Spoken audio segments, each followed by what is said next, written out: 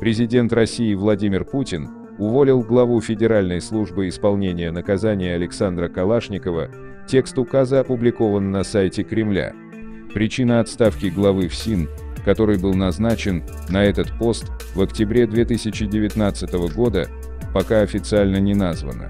Однако Калашников был уволен на фоне скандала с публикацией видеозаписей с пытками осужденных в больнице Саратовского УФСИН, и, возможно, именно эти события повлияли на кадровое решение. Публикация шокирующих видео вызвала огромный резонанс и показала, что пытки и издевательства над осужденными в России носят системный характер. Проблема насилия в российских колониях существовала и до Калашникова, но при его руководстве она не только не была решена, но и приобрела поистине шокирующие формы.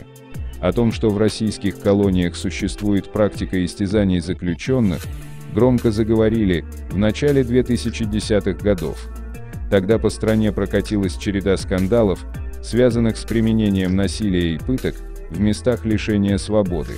Так, в 2011 году выяснилось, что старший оперуполномоченный ИК-18 «Полярная сова» подполковник Юрий Сандрыкин при помощи пыток выбил из зэков более 200 признательных показаний. Сандрыкин подсаживал к своим жертвам матерого уголовника-пожизненника, который издевался над арестантом и насиловал его до получения заветной подписи под признанием. Таким образом, подполковнику удалось раскрыть такие резонансные преступления, как убийство Ахмата Кадырова, Пола Хлебникова и Анны Политковской. В 2014 году Сандрыкин получил 3 года и 5 месяцев в колонии строгого режима. В 2013 году в СИЗО-1 города Улан-Удэ ногами, руками и резиновыми дубинками был сильно избит заключенный Виктор Роганов. Таким образом, 7 сотрудников спецучреждения во главе с начальником дневной смены пытались добиться от него показаний на местных криминальных авторитетов. Роганов в общей сложности получил не менее 240 ударов по разным частям тела, в том числе по голове. С сотрясением мозга и ушибами внутренних органов потерпевшего доставили в местную больницу, где он провел около месяца. За свое преступление сотрудники СИЗО получили по 4 года лишения свободы условно. Гораздо меньше повезло обитателю исправительной колонии номер 46 в Свердловской области.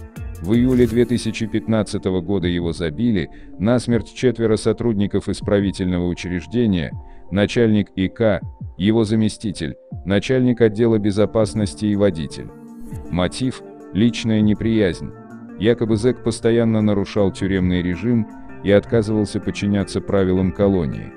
Наказанием для тюремщиков стали сроки от 7,5 до 13,5 лет колонии строгого режима. В том же 2015 году ославилась Кубанская Белореченская воспитательная колония, где были жестоко избиты 5 несовершеннолетних заключенных, один из которых позже скончался. Поводом для расправы стала информация о планируемых подростками бунтах в колонии. 10 сотрудников учреждения, во главе с исполняющим обязанности начальника, отправились в тюрьму на сроки от 2,5 до 11 лет. В 2016 году произошел скандал в Омской ИК-7. Выяснилось, что инспектор отдела безопасности колонии Василий Трофимов создал из владеющих единоборствами зэков отряд для воспитания прибывающих в колонию новичков. Методы адаптации включали не только стандартные избиения, но и уроки вальса, танцевать арестанты должны были обнаженными. За эту самодеятельность Трофимов получил 2 года колонии. В том же году в тяжелом состоянии на больничную койку угодил заключенный ИК-33 в Хакасии Сергей Буйницкий. Врачи спасли ему жизнь, удалив разорванную почку. Вскоре выяснилось, что Буйницкого периодически избивали 3 надсмотрщиков, недовольных активностью, пишущего жалобы в различные инстанции зэка. Суд приговорил всех 3 к срокам от 5 до 6 лет лишения свободы. Годом позже в той же колонии произошло новое ЧП. 3 надзирателей вместе с одним из активистов избили заключенного лишь за то, что он был переведен из колонии, где произошел бунт. От побоев зэк скончался, а его мучители были осуждены на лишение свободы сроком от 10 до 12 лет. В 2017 году под суд отправились сразу 7 сотрудников ИК-1 в Калмыкии, которые участвовали в нескольких эпизодах избиения заключенных. Например, в 2012 году на видео был запечатлен момент, где зэков лупили резиновыми дубинками, заставив стоять с широко раздвинутыми ногами. А в 2015 году тюремщики забили до смерти осужденного Дмитрия Батарева. Садисты получили от 1 года до 11 лет колонии. В том же 2017 году уголовное дело было возбуждено в отношении их 5 коллег из Челябинской ИК-2, которые в 2015 году избили осужденного Андрея Чернигова и в этот же день задушили шарфом, привязав к решетке ШИЗО заключенного Султана Исраилова. Не дожил до суда лишь один из фигурантов, свел счеты с жизнью, остальные отправились в колонию на сроки от 3 до 8 лет. В 2018 году достоянием общественности стало видео жестоких избиений осужденного Ярославской ИК-1 Евгения Макарова. В 2019 году было опубликовано новое видео, на котором за требование предоставить туалетную бумагу избивают заключенного Андрея Иванова. В итоге на скамье подсудимых оказались 28 сотрудников колонии, 2 из которых оправдали, а остальным назначили тюремные сроки от 3 до 4 лет. В 2019 году в Комитет против пыток позвонил мужчина, представившийся заключенным Оренбургской ИК-4 Александром Белоусовым, и сообщил, что стал жертвой жестоких издевательств сотрудников колонии. В частности, звонивший сообщил, что его бьют, отказывают в лечении обострения астмы, периодически окунают головой в унитаз. Он сказал, что собирается покончить с собой. Сотрудники комитета обратились в прокуратуру, но спустя неделю стало известно, что Белоусов действительно совершил самоубийство. В итоге по факту доведения до суицида было возбуждено уголовное дело, которое спустя 2 месяца было прекращено. Впоследствии дело еще 4 раза возобновляли, но неизменно прекращали.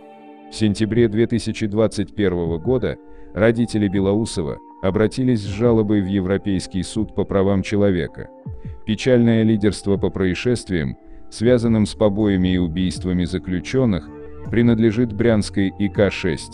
В 2014 году там была совершена попытка массового суицида, которую предприняли измученные издевательствами и вымогательствами активистов и надзирателей арестанты. В процессе расследования выяснилось, что один из надзирателей убил заключенного, за это он отправился в тюрьму на 10 лет. Начальник колонии был уволен.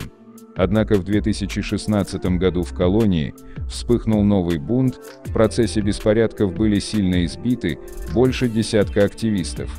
В 2018 и 2019 годах ВК снова были убиты заключенные Евгений Петроченко и Роман Сарычев.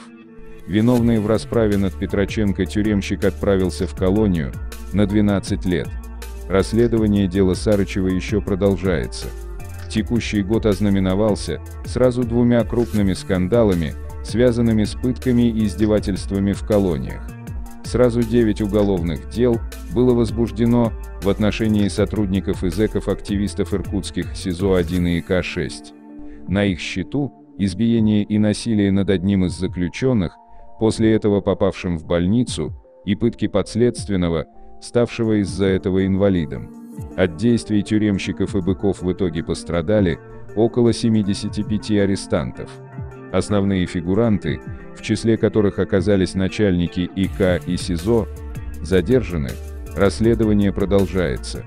Последними в хронологии на сегодня стали события в областной туберкулезной больнице ОТБ номер 1 УФСИН по Саратовской области, получившими известность благодаря заключенному программисту Сергею Савельеву. Именно он передал проекту ГУЛАГу нет 40 гигабайт архива с видеоизнасилований и пыток оказавшихся на больничных койках заключенных. По итогам проверки на данный момент возбуждено 12 уголовных дел, расследование продолжается. Александра Калашникова уволили с поста директора ФСИН, из-за широкого общественного резонанса, вызванного обнародованием записей с жестокими издевательствами над осужденными. Он отметил, что скандал с пытками и стал основной причиной отставки Калашникова спустя 2 года после назначения. Его преемником стал выходец из МВД Аркадий Гостев, занимавший пост заместителя министра внутренних дел. Калашников пришел в ФСИН из ФСБ. Изменится ли положение в уголовно-исполнительной системе после прихода полицейского, покажет время.